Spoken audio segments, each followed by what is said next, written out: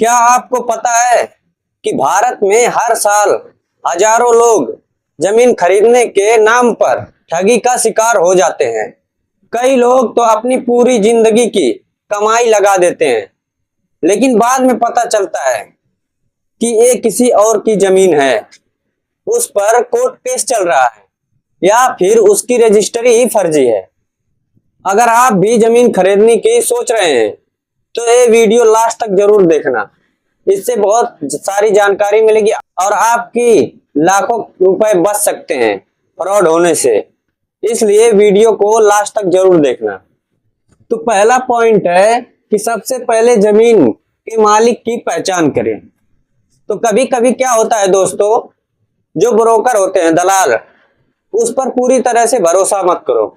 जिससे भी आप जमीन खरीद रहे हैं उससे पहले डॉक्यूमेंट जरूर मांग लो।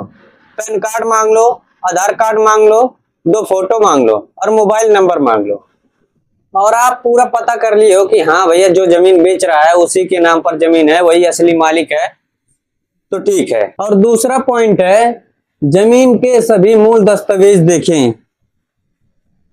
जैसे क्या है, व्हाट्सएप पे अगर वो बंदा भेज रहा है कागज, तो उस पे देख के सौदा ना करें, मूल दस्तावेज जरूर देखें। जैसे रजिस्ट्री हुआ है कि नहीं, उसके बाद जो है अपने पोर्टल पे जाके जो है राज्य का जो होता है में जो है अपना रिकॉर्ड देख सकता है। उसके बाद जो है टैक्स रसीद अगर इन्हीं के नाम पे कट रहा है तो समझ लेना मोटेशन हुआ है, मोटेशन हुआ रहता है, तभी टैक्स रसीद जो है मेरा है तो मेरे नाम पे कटेगा, ठीक। उसके बाद जो है पिछले मालिकों के नाम जरूर देख लेना। और तीसरा पॉइंट है, सरकारी रिकॉर्ड में मिलान करें। कई लोग नकली कागज बनवा लेते हैं, इसलिए जमीन का विवरण संबंधित राजस्व से रिकॉर्ड से मिलाएं। जैसे खतरा नंबर, गाठा नंबर, क्षेत्रफल और मालिक का नाम। यदि रिकॉर्ड और दस्तावेज में अंतर मिले तो पहले कारण समझे। चौथा पॉइंट है, जमीन पर जाकर जांच करें। जैसे क्या है, कागज देखकर जमीन ना खरीदे, खुद जाकर देखें, चारों सीमाएं देखें, लोकेशन देखें असली, उसके बाद सड़क है या नहीं, बिजली और पानी की स्थिति क्या है, पड़ोस आसपास का विकास कैसा है, और पड़ोसियों से भी जरूर पूछें कि इस जमीन पर कोई विवाद तो नहीं है। पांचवा पॉइंट, कोर्ट केस की जानकारी लें। अगर जमीन पर कोर्ट केस चल रहा है तो उसको खरीदने के बाद आपको परेशानी हो सकती है, तो इसलिए पहले आप उसको पता करिए, सिविल विवाद तो नहीं या पारिवारिक विवाद तो नहीं, सरकारी अधिग्रहण का मामला तो नहीं। तो छठा पॉइंट है, कई लोग खेती वाली जमीन को प्लॉट बताकर बेच देते हैं, इसलिए पता करें कृषि भूमि है, व्यवसायिक है या औद्योगिक है या आवासीय है, क्योंकि भविष्य में निर्माण की अनुमति नियमों पर निर्भर करता है। तो 7वां पॉइंट है, कब्जा किसके पास है। रजिस्ट्री से ज्यादा जरूरी है वास्तविक कब्जा। यदि जमीन पर कोई और खेती कर रहा है तो पहले स्थिति स्पष्ट कीजिए। तो 8वां पॉइंट है, सभी वारिसों की सहमति है कि नहीं। तो क्या है, अगर कोई पैतृक संपत्ति है तो अगर उसको बेचना है तो कानूनी रूप से क्या होता है, जो अधिकार होता है वो बच्चों का भी होता है, तो एक का हस्ताक्षर पर्याप्त नहीं है, उन लोग का भी लगेगा। तो भैया 9वां पॉइंट है, एडवांस देने से पहले जल्दबाजी ना करें। जैसे क्या है, बिना जमीन के जांच किए बिना एडवांस ना दें। अगर दे भी रहे हो तो पहले एग्रीमेंट बना ले, उस पर सब कुछ लिख दे कि भैया हाँ इतना इतना दे रहे हैं, ऐसा ऐसा है, एक पेपर उसको दे दो, एक पेपर अपने रख लो, लिखित रहेगा तो बाद में आप उनसे ले सकते हो। अगर हो सकता है आपसे तो बैंक के द्वारा भी आप करा सकते हैं, तो वो तो और उसमें लिखा रहता है।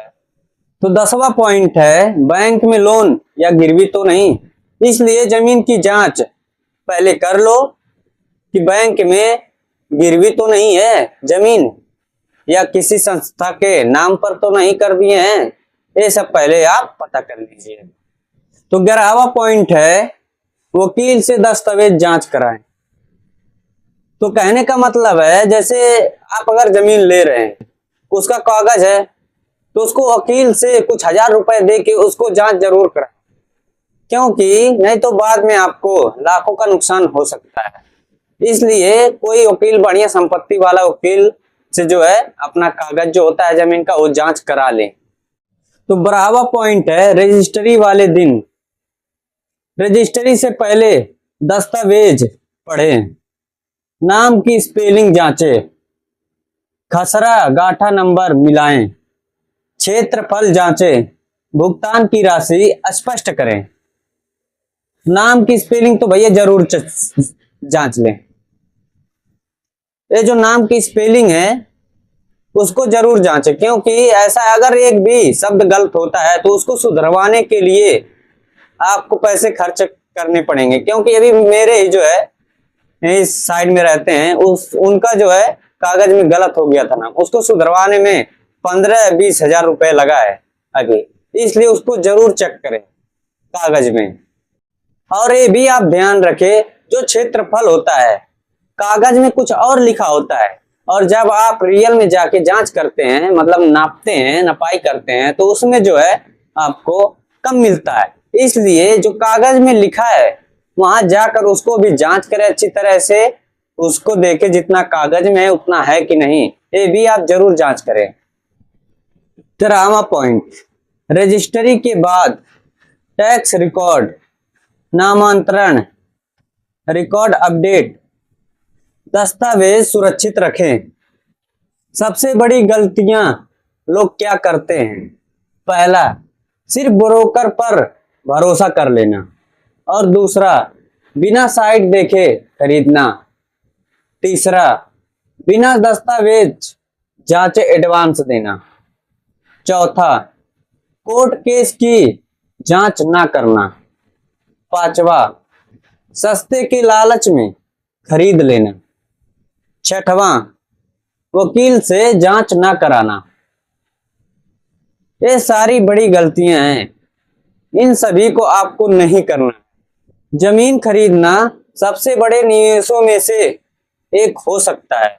सही जांच और सही दस्तावेज और कानूनी सलाह लेकर आप अधिकांश धोखाधड़ी को कम कर सकते हैं। जल्दबाजी से बचें और हर जानकारी की पुष्टि करें और भुगतान की पूरा रिकॉर्ड रखें। अगर ये वीडियो आपको काम का लगा हो तो अपने परिवार और दोस्तों के साथ जरूर शेयर करें। फ्यूचर में अगर वो जमीन खरीदते हैं तो फ्रॉड होने से और लाखों का खर्च होने से वो बच सकते हैं। मिलते हैं नेक्स्ट वीडियो में।